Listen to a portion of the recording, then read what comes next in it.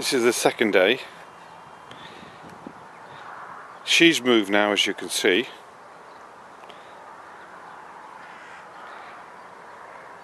And somewhere in there is the other one. I got to find it. There it is. And that's the other female. There's another male somewhere here.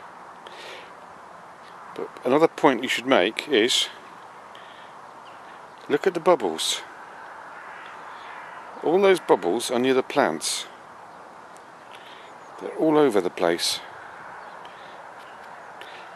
Those weeds there,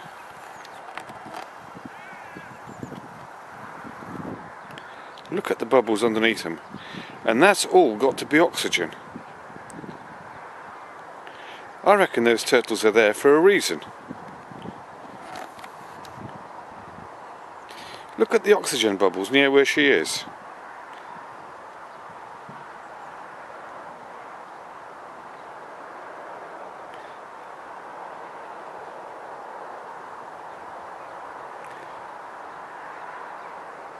I don't know.